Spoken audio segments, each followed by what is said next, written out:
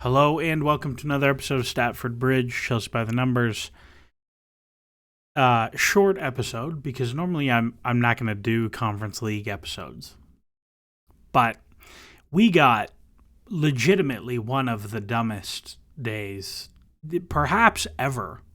I've been thinking a lot about this season in relation to last season, and I hit my point with Poch where I was like, I'm out in January, where I was like, yeah, this has been so bad for so long and it's trending in the wrong direction still, where I was like, I'm out. I don't think this is going to happen. I'd probably wait till the summer anyways, but I'm out. And he did enough towards the end of the season that I was like, whatever. I don't really care either way. But I certainly wasn't mad that he was gone. My place on Maresca for the whole season has been, I think he's doing an okay job. I think the tactical stuff is okay. I think the team looks better in some ways, worse in others. I think he's done an acceptable but not exemplary job of getting kids on the pitch, and I think he's done a pretty good job of keeping a bunch of players who have had a hard time staying on the pitch. I thought the players seemed to like him. They all seemed to speak pretty glowingly about training and about all these things, and they mostly seemed to try hard and all these things. And then we get today, and it's really not just today. These things have been on the decline. The subs have been going down in terms of the volume of them and the amount of time they're playing. I have become increasingly frustrated with some of the rotation decisions, where even the ones that are defensible, like you look at the Brentford, him choosing to not start Palmer and Jackson, I think that's a totally reasonable decision, and I said so at the time. But then you look at you play guys in the Conference League and then rest them for the league for some of these games, and then you get today. And you get a start from Mark Cucurella. You get a start from Reece James in midfield. You get a start from Cole Palmer at the 10. And you get a start from Nico Jackson at the 9. And I bet if we asked Maresca and he was honest, he would say Palmer and Jackson have been kind of shit. I thought they needed the confidence boost to score, so I started them thinking we'd pummel them. And there's a world where Palmer scores the first chance right at the beginning and then scores the second off the rebound, and we're like, Palmer's back and everything's cool. But a lot of top level management is risk management. As much as it's about the tactics, as much as it's about keeping everybody happy and the training and really it's all risk management. Can I drop this player for somebody else without ruining the dressing room? Can I play this attacking or this defensive without it killing us on the other end? Can I play this player this many minutes? Can I get away with not playing this player this many minutes because they need rest? It's all risk management. And when you look at a game like this, you are 3-0 up on aggregate at home against a team clearly worse than you. And as much as they lost today and it's 2-2 on XG, Chelsea could have had 5 in the first half. And they scored 2 offside goals that are just offside. And even the Cucurella one, I'm not sure if it should really count as offside because in whatever, it doesn't matter. They could have got whatever they wanted. And clearly inferior team, up 3-0. And you play a whole bunch of older guys, and not that they're old, but guys who clearly don't care about this competition.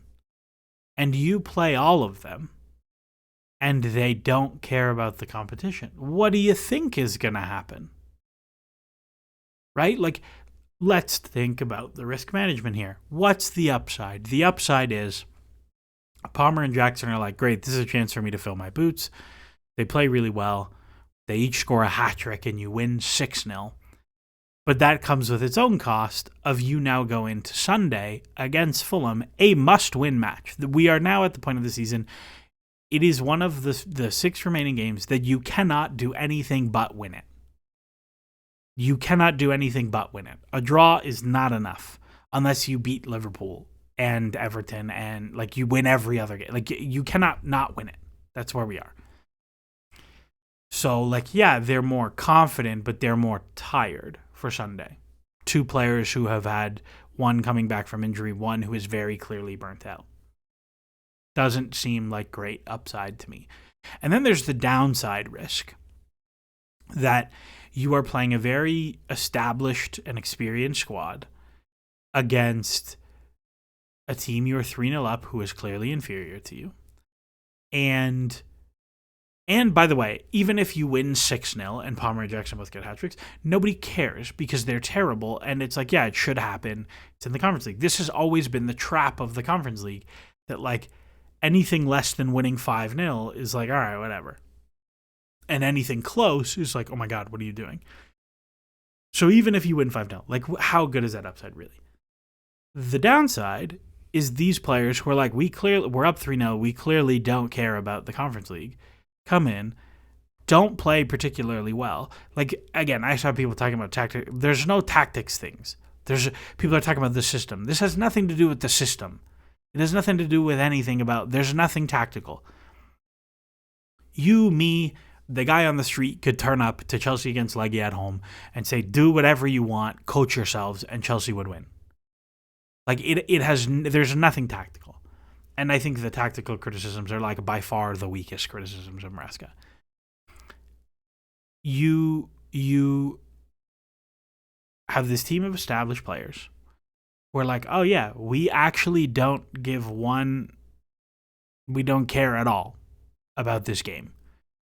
And then don't turn up because they don't care. And then because they don't turn up and don't care, you get a little bit unlucky, and all of a sudden there's a whole bunch of like, oh my God, are they going to lose this? And they do lose it. And all of a sudden, you have made your life incredibly difficult, right? So that's situation one. That's the situation that happened, is for very little potential upside. You risk the whole bunch of potential downside and not very much in the middle. Like if Chelsea had won 3-0 and most of those guys came off at 60, people still wouldn't be happy with that. Like, so there's not even like a nice middle to it. The flip side of that is that you play the team that people thought was going to come. Landon Emanalo makes a debut. Shim Mahuka starts. Tyreek George starts. Let's see who else was on the bench. Genesis Antwi comes on. Maybe you get some Amugu minutes. Maybe Raksaki starts, right? Like maybe you start Raksaki instead of James. You start Amugu instead of Palmer. You start George instead of Nkunku. You start Mahuka instead of Jackson. You start Antwi instead of Cucurella. And that's your team. And all of a sudden you're like, whoa, that's a really young team. This will be cool. And Chelsea play like a tight 1-1 draw. Or they lose 2-1, but like the kids play okay. Nobody cares. Nobody cares that you lost. Nobody cares that you drew. Everybody's like, oh, so nice to see all these players get their debut. So nice to see Tyreek play well. So nice to see Shim play more against men. Nobody cares that you lost. So the downside risk is basically zero. Yes, there is the very small chance you get demolished by 3 goals. But guess what? You then have all these guys who played on the bench. If you're down 2-0 in the 60th minute, okay, then you bring them on and you save the game, and you'll be fine. But I don't think this group would lose 3-0 to Legia at home.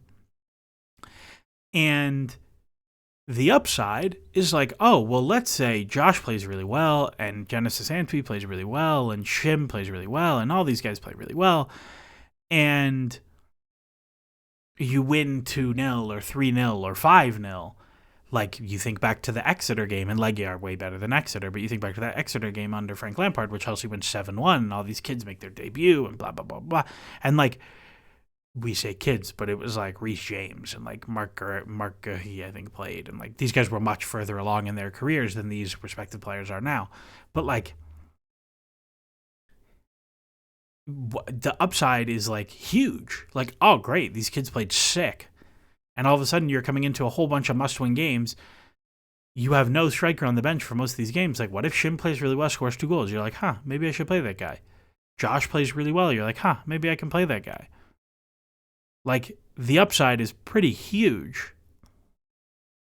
The upside is pretty huge, and the downside risk is very low.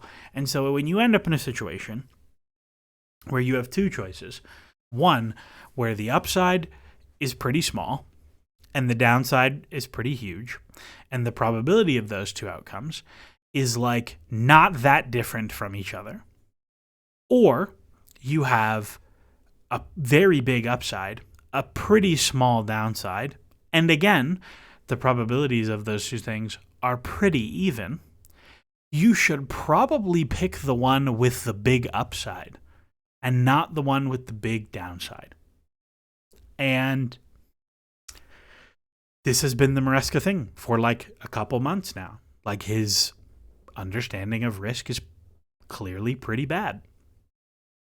And look, I like, one game is not going to flip me from like, he's like C+ to like fire him before the end of the season. But it was a big weight on the scale, because it's one of those games that you're like, really? This is where you are now? Like, is this behavior going to get better? Are you really going to not do this in the future? You know what I mean? So, I don't know. We play Fulham on Sunday. You win Sunday, nobody gives a shit about this game. And I still think Chelsea will win on Sunday, but am I certain they're going to win on Sunday? How confident am I that they're going to win on Sunday? Those are very good questions. Not very. Let's see. As always, enjoy the soccer.